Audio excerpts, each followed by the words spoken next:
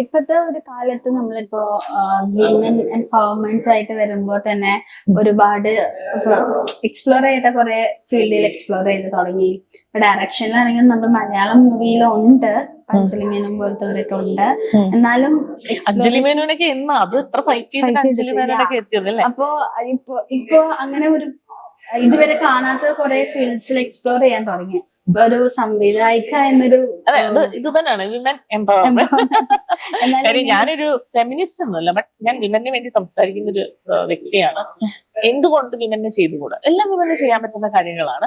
എല്ലാം ഞാൻ biologically there is lot of difference. കാരണം ഞാനൊരു സയൻസ് സ്റ്റുഡന്റ് കൂടെ ആയിരുന്നു. അപ്പൊ അതുകൊണ്ട് സയൻസ് സംബന്ധമായി ചോദിക്കുകയാണെങ്കിൽ ബയോളജിക്കലി ടോട്ടലി ഡിഫറൻസ് ആണ്. പക്ഷെ അത് നമ്മൾ അക്സെപ്റ്റ് ചെയ്തേ പറ്റൂ.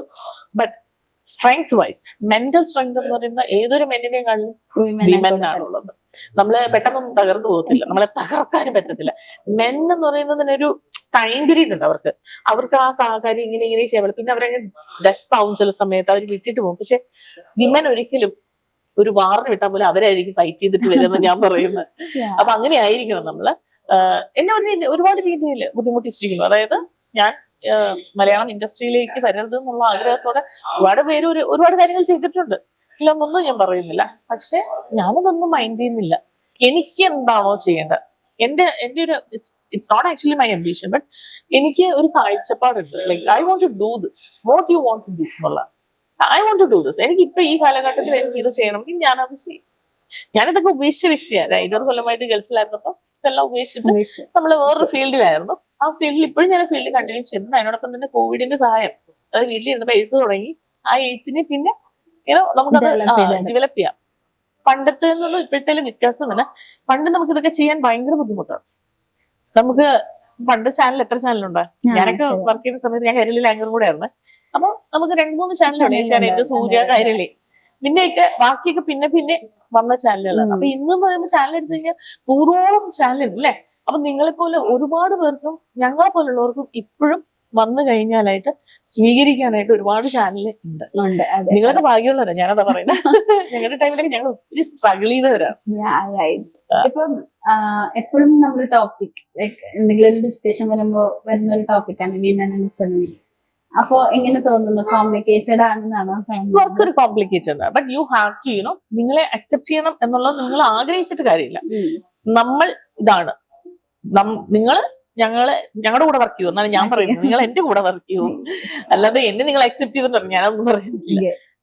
ഞാൻ നിങ്ങളെയൊക്കെ അക്സെപ്റ്റ് ചെയ്യുന്നു, യു ക്യാൻ വർക്ക് വിത്ത് എന്നുള്ളതാണ്. അപ്പൊ നമ്മൾ അങ്ങനെ ഒരു എയിമിൽ പോയി കഴിഞ്ഞാൽ പ്രശ്നം കഴിഞ്ഞു. നമ്മള് പ്രശ്നങ്ങളെ മാത്രം റിസർച്ച് ചെയ്ത് പോവാതെ നമുക്ക് എന്തൊക്കെ ചെയ്യാൻ പറ്റും, നമ്മൾ what you can do, then how to do, then do it. ആലോചിച്ചാൽ നടക്കത്തില്ല. ദെൻ ഇംപ്ലിമെന്റേഷൻ ആണ് വേണ്ടത്. ഇംപ്ലിമെന്റ് ചെയ്ത് കഴിഞ്ഞാൽ പിന്നെ ഫൈനലിലേക്ക് പോവുക. പിന്നെ ഇത് നമ്മളൊരു സിനിമ ഇത്രയും കഷ്ടപ്പെട്ടിട്ട് എത്ര പേര് ഇതിൽ നമ്മൾ വർക്ക് ചെയ്തിരിക്കുന്നത്? ഒരു 100-200 ടെക്നീഷ്യൻസ് ഉൾപ്പെടെ നമ്മുടെ കൂടെ വർക്ക് ചെയ്തിട്ടുണ്ട്.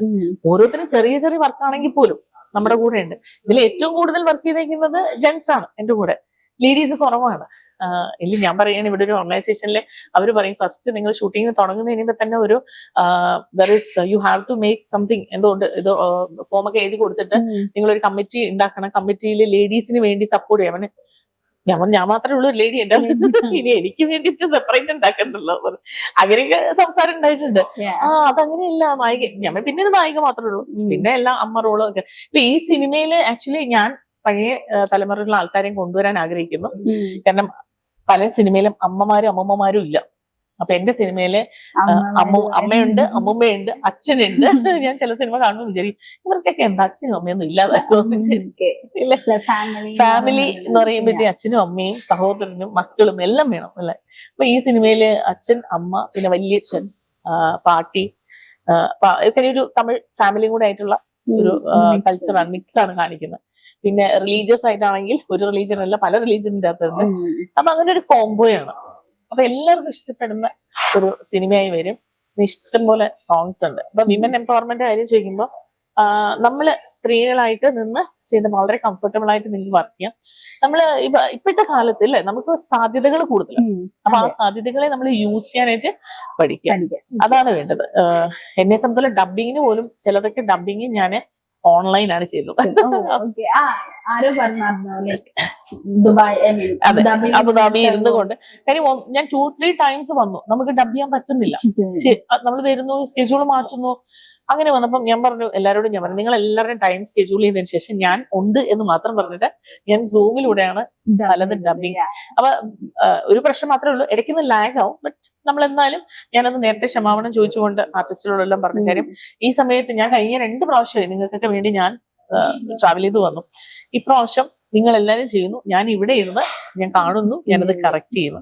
അപ്പൊ ആദ്യമൊക്കെ ഒന്ന് കുറച്ച് പ്രയാസം ചില ആർട്ടിസ്റ്റിനൊക്കെ തോന്നിയിട്ടുണ്ട്. പക്ഷെ ആഫ്റ്റർ ഒരു 15 മിനിറ്റ്സ് 20 മിനിറ്റ്സ് അപ്പൊ അവർക്ക് കംഫർട്ടബിൾ ആയി.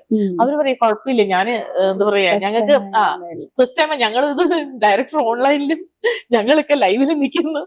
ഞാൻ പറഞ്ഞ ഇപ്പൊ കംഫർട്ടബിൾ അല്ലേ, എന്റെ സൗണ്ട് കേൾക്കുന്നില്ലേ, ഞാൻ തിരുത്തുന്നുണ്ടല്ലോ. അപ്പൊ നമ്മൾ കംപ്ലീറ്റ് നമ്മളെല്ലാം ഡബിങ്ങും അങ്ങനെ ലാസ്റ്റ് കംപ്ലീറ്റ് ചെയ്തു. പിന്നെ അവിടെയുള്ള ആർട്ടിസ്റ്റുകളുടെയൊക്കെ ഇതില് പ്രത്യേക പ്രവാസികളുണ്ട് കേട്ടോ. പ്രവാസികളായ കലാകാരന്മാർക്ക് ഒരു സാധ്യത കൊണ്ടുവരിക എന്നുള്ളതാണ്. അപ്പോ പലരും ചെയ്യാത്ത മേഖലയിലൂടെയൊക്കെയാണ് ഞാൻ കടന്നു പോയിട്ടുള്ള. ഒരുപാട് സിനിമ റിലീസ് ചെയ്തതിനു ശേഷം ഒന്നുകൂടെ വന്ന് എന്നോട് സംസാരിച്ച ഞാൻ പല കാര്യങ്ങളും സനിക്ക് കുറെ കാര്യങ്ങൾ കണ്ടു കഴിഞ്ഞാലായിരിക്കും മനസ്സിലാവും. അത് കഴിഞ്ഞിട്ട് എന്നോട് കുറച്ചുകൂടെ ചോദിക്കുകയാണെങ്കിൽ എനിക്ക് കൂടുതൽ എക്സ്പ്ലെയിൻ ചെയ്യാനും അതിനെ കുറിച്ച് അവതരിപ്പിക്കാനും പറ്റും.